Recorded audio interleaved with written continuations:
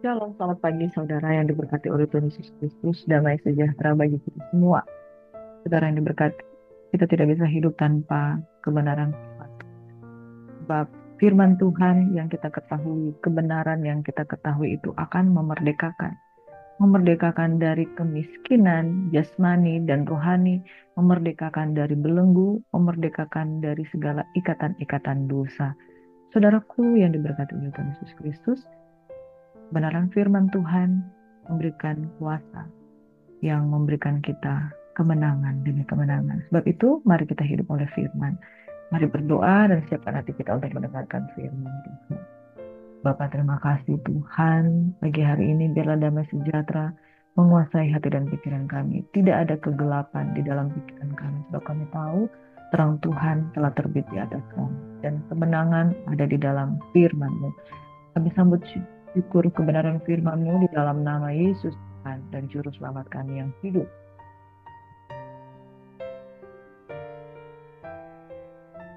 Firman Tuhan yang terambil dari Yohanes 12 ayat 12 sampai ayat 19. Yesus dieluk-elukkan di Yerusalem. Saudara, jalan menuju salib diawali dengan Yesus dieluk-elukkan di Yerusalem. Mari kita belajar kebenaran firman Tuhan ini bersama-sama ketika keesokan harinya, ketika orang banyak yang datang merayakan pesta, mendengar bahwa Yesus sedang di tengah jalan menuju Yerusalem. Mereka mengambil daun palem dan pergi menyusung dia sambil berseru-seru. Hosana, diberkatilah dia yang datang dalam nama Tuhan, Raja Israel. Yesus menemukan seekor keledai muda, lalu ia naik ke atasnya seperti ada tertulis, "Jangan takut hai putri Sion, lihatlah rajamu datang duduk di atas ekor anak keledai." Mula-mula murid-murid Yesus tidak mengerti akan hal itu. Tetapi sesudah Yesus dimuliakan, biarlah mereka bahwa nas itu mengenai dia, bahwa mereka telah melakukan juga untuk dia. Orang banyak yang bersama dia ketika ia memanggil Lazarus keluar dari kubur dan membangkitkannya dari antara orang, memberi kesaksian tentang dia. Sebab itu orang banyak itu pergi menyongsong dia karena mereka mendengar bahwa ia yang membuat mujizat itu. Maka kata orang-orang Farisi seorang kepada yang lain, "Kamu lihat sendiri bahwa kamu sama sekali tidak berhasil. Lihatlah, seluruh dunia datang mengikuti dia." Saudaraku yang diberkati, di ayat yang ke-18 dikatakan, begitu orang banyak itu pergi menyongsong dia karena mereka mendengar bahwa ia yang membuat mujizat. Bukankah mereka datang untuk mencari Yesus dengan alasan mujizat yang mereka dengar? Bapak Ibu Saudaraku yang diberkati oleh banyak orang yang memiliki motivasi Tuhan pada saat mereka datang kepada Yesus. Tapi tidak mengapa. Kadangkala memang seperti itu. Kita punya alasan untuk datang kepada Tuhan karena kita ada di titik. Perhatikan, apapun yang terjadi, saudara, lihat di balik semua itu.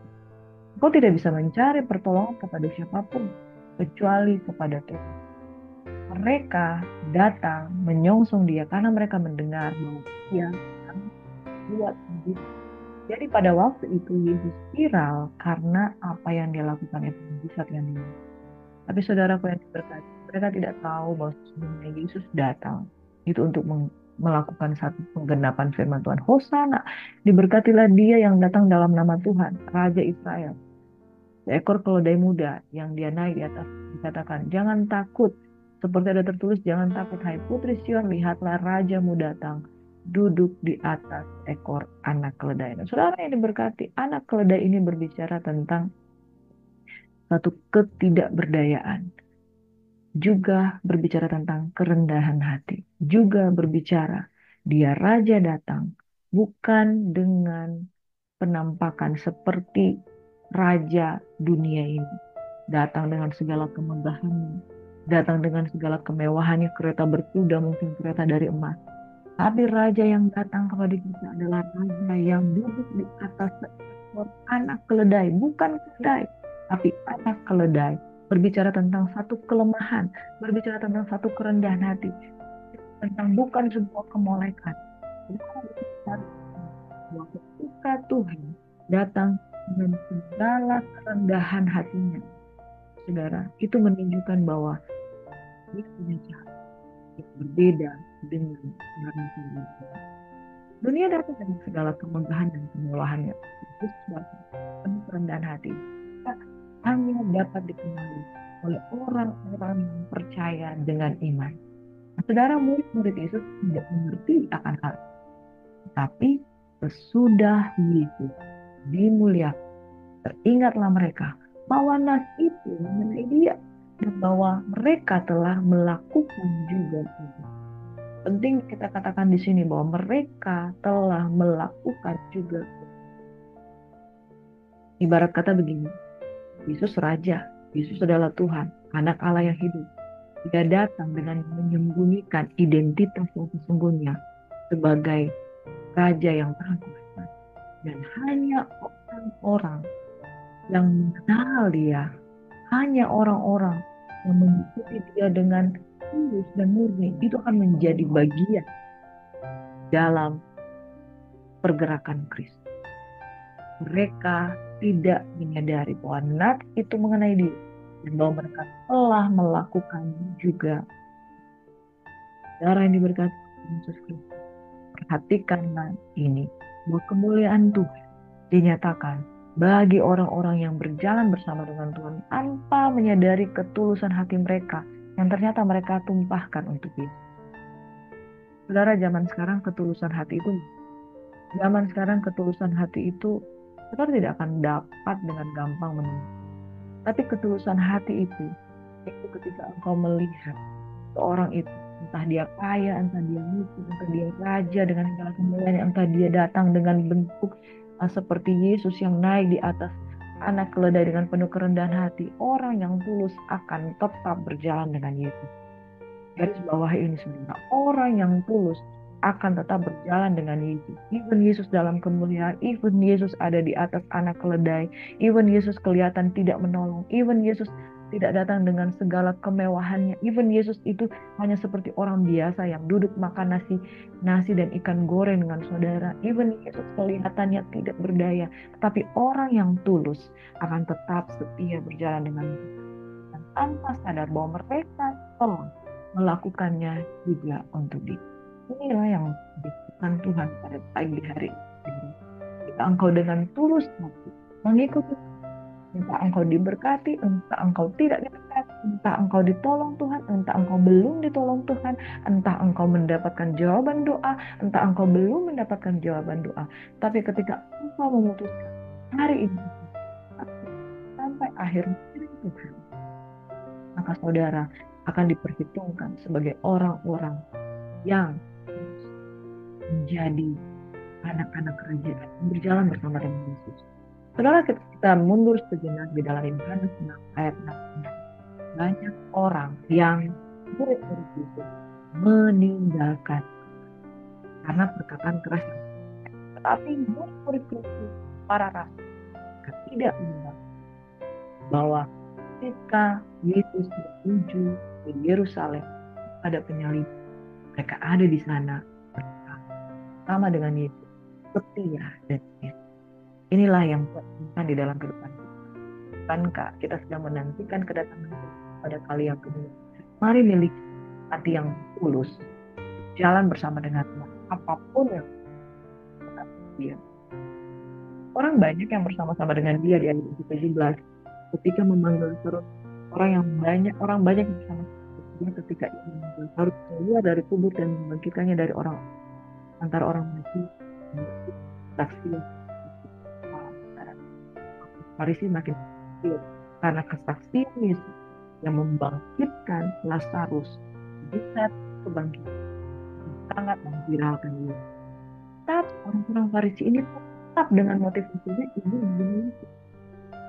Sebab itu orang banyak itu pergi menyembah dia karena mereka dengar Yesus yang membuat begitu. Maka kata orang Farisi seorang kepada yang lain, kamu lihat sendiri bahwa kamu sama yang tidak berhasil. Lihat, seluruh dunia datang seperti dia. Iri hati menguasai bangsa Yahudi, itu orang-orang Farisi. Maka itu saudaraku yang diberkati oleh Yesus Kristus, ketulusan hati diperlukan untuk kita tetap hidup. Saudaraku yang diberkati oleh Tuhan Yesus Kristus, itu di Yerusalem, Yesus dieluk-elukkan, tapi sudah perjalanan dia dieluk-elukkan. Ada satu tugas yang lebih penting yang harus dia telusuri, yang harus dia lakukan, yaitu menghadapi penyaliban. Dalam Yohanes 12 ayat 20 hingga 36, Yesus kembali memberitakan tentang kematiannya. Di antara mereka yang berangkat untuk beribadah pada hari raya itu terdapat beberapa orang Yunani. Orang-orang itu pergi kepada Filipus yang berasal dari Betsaida di Galilea, lalu berkata kepadanya, Tuhan, kami ingin bertemu dengan Yesus. Filipus pergi memberitahukannya kepada Andreas. Andreas dan Filipus menyampaikannya pula kepada Yesus. Tapi Yesus menjawab mereka, katanya, telah tiba saatnya anak manusia dimuliakan.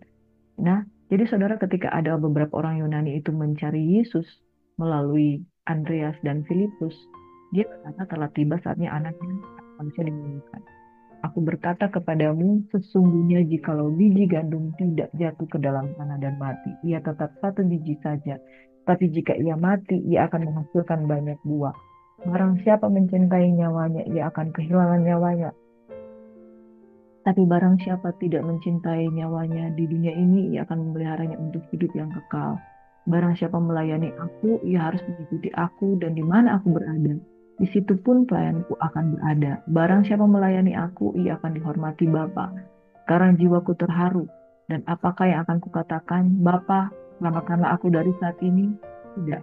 Sebab untuk itulah aku datang kepada Bapa, muliakanlah Kamu. Maka terdengarlah suara dari surga, telah memuliakannya, dan aku akan memuliakannya lagi. Orang banyak yang berdiri di situ dan mendengarkannya berkata bahwa itu bunyi itu. Ada pula yang berkata, seorang malaikat telah berbicara dengan dia. Nah, sampai di sini, di ayat yang ke-29, saudara, kita melihat bahwa saking viralnya Yesus, karena mujizat membangkitkan orang mati, dia dicari oleh orang-orang baik Yahudi maupun bangsa yang dikatakan bangsa Yunani. Tapi ketika Yesus di puncak viral, biasanya orang akan mempertahankan nyawa. Saya lagi di puncak nih, lagi di banget ini. Orang bisa saja lupa dengan tugas dari Bapa Yahweh. Tapi Yesus berketetapan hati. Dia harus mengalami kematian ini karena dia dalam Yohanes 12 ayat 24. Aku berkata kepadamu, kalau biji gandum tidak jatuh ke dalam tanah dan mati, dia tetap satu biji gandum. Tapi jika dia mati, dia akan menghasilkan banyak buah. Dengan kata lain dia berkata seperti ini, kalau aku mati, kuasaku akan dinyatakan melalui anak-anak kerajaan yang telah aku tebus. Saudara, begitu luar biasa Yesus. Di tengah-tengah viralnya dia, ketenarannya dia tahu ini bukan saatnya dia berpegang kepada ketenarannya yang dia miliki saat ini. Karena tugasnya bukan untuk itu. Tugasnya adalah untuk mati. Mati di kayu salib. Tugasnya adalah seperti biji dan biji. Kalau saya mati, maka dia akan menghasilkan lebih banyak buah. Saudara, penting bagi kita untuk menyadari kerelaan umat Tuhan untuk berkorban menjadi sama seperti Kristus justru akan menghasilkan. Ada orang takut mengambil risiko kehilangan nyawanya oleh karena iman, karena dia takut dia akan kehilangan segala sesuatu. Di firman Tuhan katakan hari ini, barang siapa mencintai nyawanya, justru ia akan kehilangan nyawanya. Barang siapa tidak mencintai nyawanya, dia akan mencintai. Barang siapa melayani aku, dia harus mengikuti aku, dan kemana aku pergi di situ pun pelayanku berada. Barang siapa melayani aku, ia akan dihormati Bapa. Nah, saudaraku yang diberkati, kebenaran berikutnya yang kita belajar, bahwa kematian adalah langkah awal untuk kemenangan yang lebih besar.